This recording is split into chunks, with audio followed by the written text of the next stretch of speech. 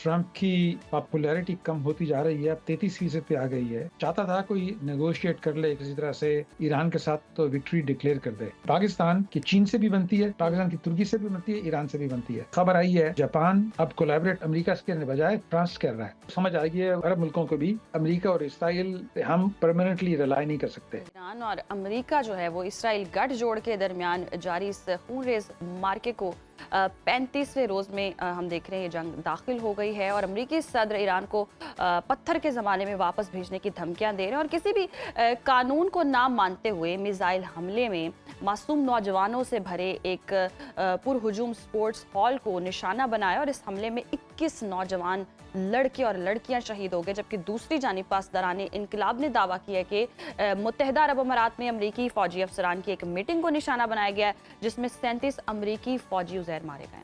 और सूरत हाल माहम यह कि तेहरान अब दिफाई नहीं बल्कि जारहाना मूड में नजर आता है, जहां जमीनी हमले की सूरत में हमलावरों के पांव काटने की धमकियां दी जा रही हैं।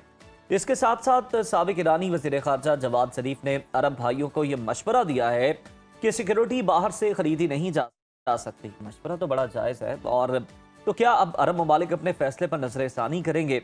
अब नए हुर्मुज़ खुलवाने के लिए 40 ममालिक मुश्तरका इक़दामात करने पर गौर कर रहे हैं। ये इक़दामात क्या हो सकते हैं और क्या ये इत्तेहाद जो तश्कील पा रहा है ये ईरान के लिए खतरे की घंटी है?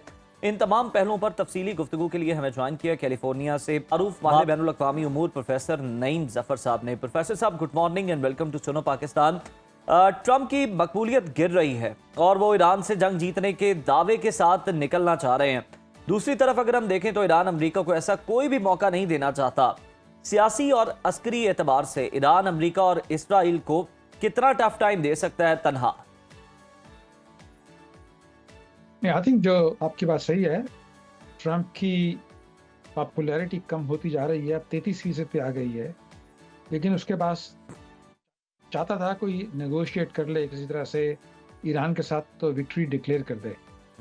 ईरान ने उसका कोई उसको मौका नहीं दिया कि कोई नेगोशिएशन हो जाए, कोई डिक्लेयर हो जाए।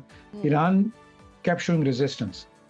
तो उसके पास यही एक रह गया था कि मैं कहता मैं आप नहीं खेलते तो ना खेला, मैं घर चला जाता हूँ जी। तो उसने ऐलान कर लिया कि मुझे कोई ज़रूरत नहीं है ईरान से हमें कोई नेगोशिएट करने की, क्योंकि ये एनर्जी प्राइसेस यहाँ भी अमेरिका में भी बढ़ रही हैं। यहाँ भी तकरीबन देखें तो 400 से 500 रुपए पर लीटर के हिसाब से यहाँ का जो है ना $6 पर गैलन, तो वही पड़ जाता है, पाकिस्तानी वाली बात हो जाती है यहाँ की। तो वो भी उसकी पॉपुलैरिटी उससे कम हो रही है, महंगाई भी बढ़ती जा रही है हर चीज़ में। और फिर जंग भी उसने प्रॉमिस किया कि मैं कोई जंग स्टार्ट नहीं करूंगा, तो उसकी पॉपुलैरिटी उन 3 वजह से बहुत कम हो रही है। तो उसने यही डिसाइड किया कि मुझे क्या ज़रूरत है यहाँ नेगोशिएट करने की, हम जो हमने करने के लिए आए थे हमने कर लिया है, हम वापस जाते हैं। स्ट्रेट ऑफ हॉर्मुज़ किसको ज़रूरत है ऑयल की, वो सारा ऑयल ज़्यादातर या इंडिया को जाता है या साउथ कोरिया, जापान और चाइना। तो उनकी बात है, आप आगे खुद इसको खोलें, खुद ही उससे नेगोशिएट करें। इसमें गुड न्यूज़ ये है कि पाकिस्तान का फ़ायदा हो सकता है जी। लेकिन पाकिस्तान की चीन से भी बनती है, पाकिस्तान की तुर्की से भी बनती है, ईरान से भी बनती है। जो पाकिस्तान ने जो 5 पॉइंट्स का जो 5 नुक्तों को उसने जो नेगोशिएट प्रपोजल की थी बगैर इसराइल के, बगैर अमेरिका के साथ, वो इम्प्लीमेंट हो सकती है। तो आई एम वेरी होपफुल कि पाकिस्तान बड़ा स्ट्रेटेजिक रोल इसमें कर सकता है in the next few days and straight of Hormuz will open and oil prices थोड़ी स्टेबलाइज हो जाएंगी विद इन फ्यू वीक्स। चलें, ये तो हर कोई ही दुआ गो है कि ऑयल प्राइसेस कम से कम जी हैं वो नीचे आए, जिसका इफेक्ट हम पाकिस्तान में भी देख रहे हैं। अच्छा प्रोफेसर साहब, अमेरिका और इसराइल जंग में तमाम आलमी कवानीन को पांव तले रोंद रहे हैं, स्कूल पर हमले हैं, खेल के मैदानों पर हमला किया। क्या बैनुल अक़वामी कवानीन के तहत कोई बराह रास्त जंगी जुर्म नहीं है ये, और इस पर आलमी ताकतें क्यों इतनी खामोश दिखाई देती हैं? जुर्म तो बिल्कुल है, आपकी बिल्कुल बात सही है, लेकिन यह कि वो ताकतें क्या कर सकती हैं? उन्होंने यही किया जो कर सकती हैं कि हमने उसको ज्वाइन नहीं किया ट्रंप को। हालांकि ट्रंप ने काफ़ी धमकियां दी, कुछ लालच भी दिए, उन्होंने नहीं ज्वाइन करने से इनकार कर दिया। बल्कि इटली ने ये भी कह दिया कि आपकी यहाँ फ्लाइट हमारे इटली में रुक नहीं सकती। That's a big deal. So वो जो कर सकते थे उन्होंने किया, प्रोटेस्ट किया है। लेकिन यही है कि अब तुम ट्रंप साहब किसी तरह से तुम अपनी दुम दबा के वापस जाओ, तो उसको फिर नॉर्मलाइज कर लेंगे ईरान के साथ अपने रिलेशनशिप। अब देखें ना, आज की खबर आई है कि जापान अब कोलैबोरेट अमेरिका के बजाय फ्रांस कर रहा है। फ्रांस और जापान ने कोलैबोरेट के अनाउंस किया है। सो आप ये देखेंगे कि अमेरिका का रोल कम हो जाएगा, स्पेशली मिडिल ईस्ट में। और उसके जो अरब ममालिक हैं, कतर वगैरह, वो भी ज़रा नाराज़ हैं। तो आहिस्ता आहिस्ता इन्फ्लुएंस हो जाएगा चाइना का, जापान का और यूरोप का। ठीक। तो इस तरह से नॉर्मलाइज होने वाला है, वर्ल्ड ऑर्डर चेंज होने वाला है। बिल्कुल सही। अच्छा प्रोफेसर साहब, जवाद ज़रीफ ने अरब ममालिक को ये मशवरा दिया है कि बैरूनी फौजी बेसिस इस्तेहकाम नहीं बल्कि जंग लेकर आती हैं। पिछले दिनों आपने अमरीकी सदर की सऊदी वली अहद के बारे में जो गुफ्तगू है वो भी सुनी होगी, और दूसरी तरफ अगर हम देखें तो जिस तरह आप फ्रांस के सदर की बात कर रहे हैं कि वो भी चाइना के साथ जा रहे हैं, तो फ्रांस के सदर के हवाले से भी जो गुफ्तगू की है, मतलब उनकी एहलिया से रिलेटेड के वो मार धाड़ करती हैं उनके साथ, सदर ट्रंप ने इस तरह की भी बात की है। तो क्या ये प्रेशराइज करने की हिकमत अमली है डोनाल्ड ट्रंप साहब की, और क्या खलीजी ममालिक अब अपनी सिक्योरिटी पॉलिसी को दोबारा से तश्कील देते हुए नजर आ रहे हैं आपको? जी बिल्कुल होगा। आई थिंक आप देखेंगे अगले कुछ महीनों में रीजनल पावर इमर्ज करेंगी, क्योंकि उनको समझ आ गई है अरब मुल्कों को भी कि अमेरिका और इसराइल पे हम परमानेंटली रिलाई नहीं कर सकते। They can shift there priorities. तो आप देखेंगे कि रीजनल पावर कौन होंगी। एक तुर्की है, और पाकिस्तान का भी रोल हो सकता है, क्योंकि Pakistan gets along with other countries, China के साथ भी। तो रीजनल पावर इमर्ज होंगी, और ईरान भी चाहता है कि नॉर्मलाइज हो जाए, क्योंकि ज़्यादा तो नेगेटिव इम्पैक्ट तो ईरान पे हो रहा है ना। उनको रिकंस्ट्रक्शन भी करनी है, उस ट्रेड भी करनी है, ऑयल भी बेचना है। सो ऐसे अमेरिका अपना जो बम्बार्डमेंट करके सारे उनके मिसाइल और ड्रोन कैपेसिटी को कमज़ोर करने के बाद उनका काम खत्म हो गया, वापस चले जाएं, तो new world order specially in the middle east will emerge. Israel देखें ना, इस जंग में क्या हुआ है, इसराइल भी खुश है, क्योंकि उसने जो शॉर्ट टर्म उसको खतरा था वो मिसाइल से था कि ईरान से कभी कर सकते हैं, तो वो भी काफ़ी तबाह हो गए हैं। अमेरिका जो चाहता था कि एक तो इसराइल को खुश कर दिया, और न्यूक्लियर को भी उन्होंने कुछ पुश बैक कर दिया 20-30 साल, तो वो भी खुश हैं।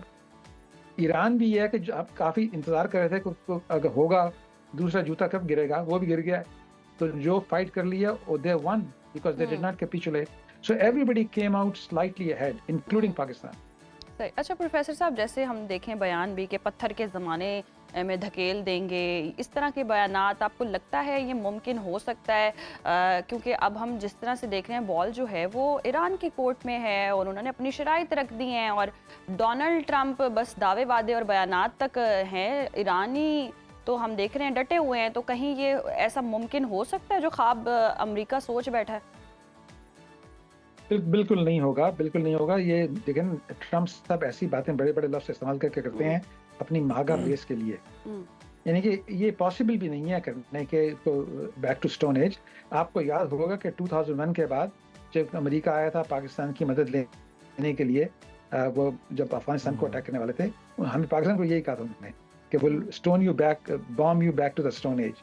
तो अमेरिका ने ऐसी इस तरह की बड़के लगा के बड़ी बड़ी बातें करते हैं, इट्स नॉट रियलिस्टिक, उसको इग्नोर करें आप।